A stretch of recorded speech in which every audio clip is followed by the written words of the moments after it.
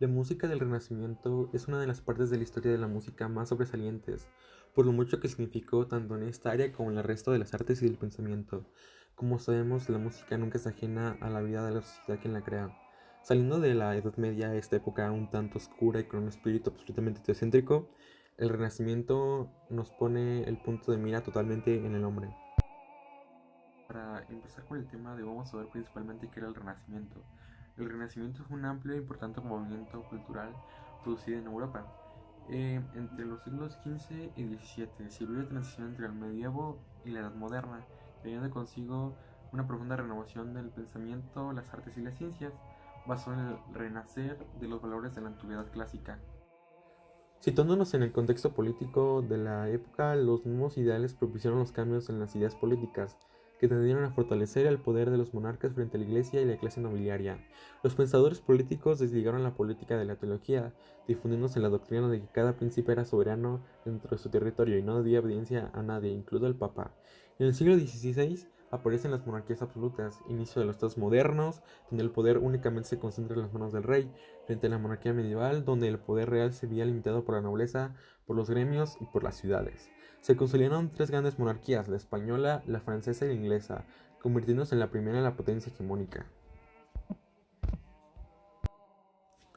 En cuanto al arte, dice el investigador Pierre Francastel que se conformaron dos grandes centros de difusión, a pesar de que el Renacimiento se cruzó mucho más allá de estos límites.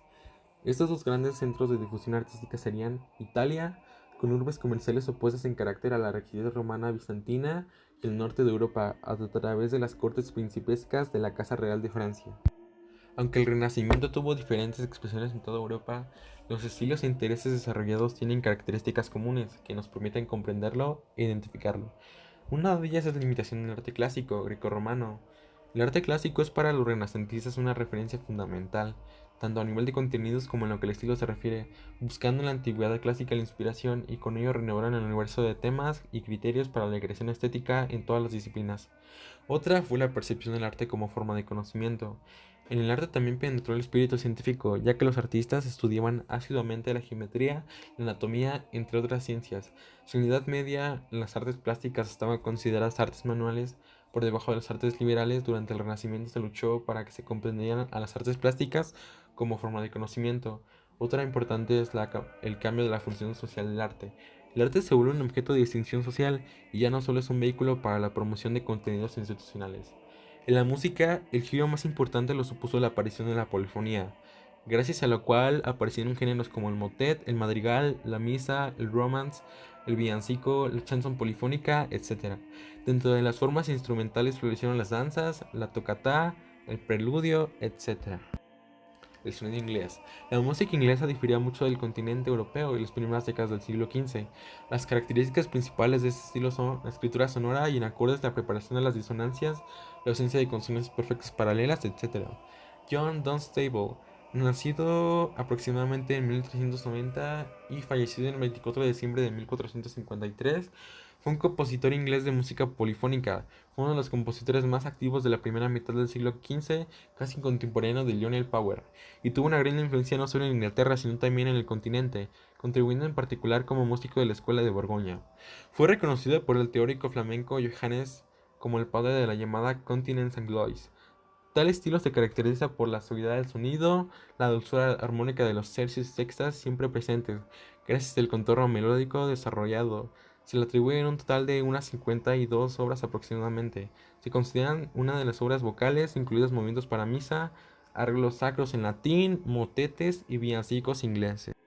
Lionel Power, fallecido el 5 de junio de 1445 en Inglaterra, uno de los principales compositores ingleses del siglo XV, y como compositor, Power estuvo en estrecho contacto con los desarrollos musicales en Francia, el centro del estilo musical que dominó a mediados del siglo XV.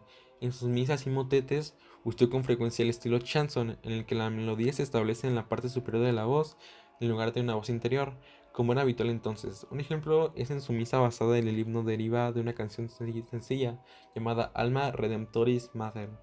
Su escritura refleja las sonoridades más ricas de la música inglesa que influyó en las obras de la Europa continental del Renacimiento temprano. La Escuela de Borgoña. La Escuela de Borgoña era un grupo de compositores activos en el siglo XV. en lo que ahora es el norte y el este de Francia, Bélgica y los Países Bajos, centrados en la corte de los duques de Borgoña.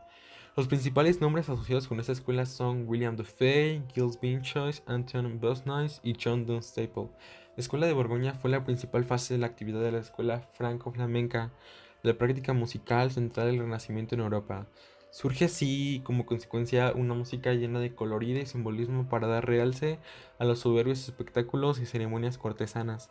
Se trata de una música refinada y muy ligada a los gustos de una sociedad próspera y poderosa que considera la vida como un fastuoso y polícromo espectáculo. Pasamos con la música en la Inglaterra protestante. Thomas Tallis y William Byrd, dos principales compositores. Thomas Tallis fue un compositor inglés de música sacra, uno de los más importantes del siglo XV. Poco es lo que se conoce de su vida. La primera referencia que se conserva de él lo situó en 1532 como organista de la abadía benedictina de Dover. Asociado al también el compositor William Byrd, en 1575 logró un privilegio de la corona, según el cual se le concedió el monopolio de la impresión musical en Inglaterra. Su producción incluye sobre todo música vocal, destinada a oficios divinos y tanto protestantes como católicos. Las obras más tempranas de Tallis que han llegado hasta nosotros son antífonas devocionales a la Virgen María, que fueron utilizadas fuera de la liturgia y que fueron cultivadas en Inglaterra hasta la caída del cardenal Wolsey. La escritura de Tallis y de sus contemporáneos se volvió muy severa. La misa para cuatro voces de Tallis está marcada por una tendencia a un estilo silábico, con un uso de acordes y un uso menos frecuente de la melisma. Tallis utiliza una variedad rítmica y distintos humores según el significado de sus textos. Pasando con William Byrd, este está considerado como el compositor más avanzado de su tiempo, que fue el paso del siglo XVI y XVII, autor tanto de música sacra como de profana, y tanto de piezas vocales como instrumentales. Exhibe a lo largo de su obra una imaginación y calidad muy superior a los de sus colegas contemporáneos. Escribió numerosas piezas religiosas para la iglesia anglicana, pero también compuso obras para familias católicas. Sobre este último cuenta en su haber con 3 misas en latín y motetes para la celebración del oficio. Para la iglesia anglicana escribió servicios y anthems, el cual equivalente a la iglesia a los motetes, que constituye un género autóctono británico muy popular a comienzos del siglo XVII. A menudo se asocia la obra de William Byrd con un tono lastimero y tristón. Sin embargo, con los años de su obra, tanto la religiosa como la profana se fue haciendo cada vez más alegre y dinámica.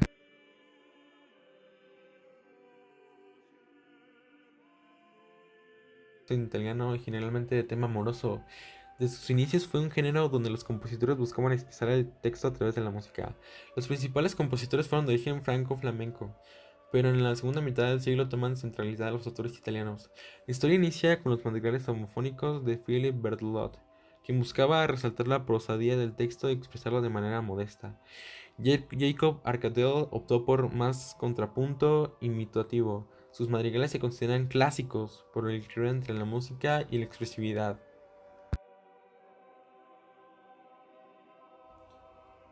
Continuamos con una parte muy importante, que son los instrumentos musicales del Renacimiento. Comenzando con con los instrumentos de cuerda punteada con dedos. Empezando con el laúd, que fue sin duda un instrumento favorito de las cortes europeas. En esta época, introducido por los árabes en la época de las cruzadas, su principal rasgo es su característico perfil abombado y la colocación del clavijero, inclinado hacia atrás respecto al mástil. Seguimos con la huijuela. Se trata de la antecesora de la guitarra española. Tuvo un apogeo breve pero intenso, siendo el favorito de las clases altas españolas en esta época como instrumento para acompañar las danzas cortesanas y los villancicos. De tamaño algo pequeño que la guitarra actual, su caja es plana con el mástil corto, las cuerdas podían ser entre 6 u 8. La mandolina aparece en Italia a finales del siglo XVI. De tamaño más pequeño con un laúd, el perfil de su caja de resonancia podía ser plano o convexo. Solía tener 4 pares de cuerdas que se puntuaban.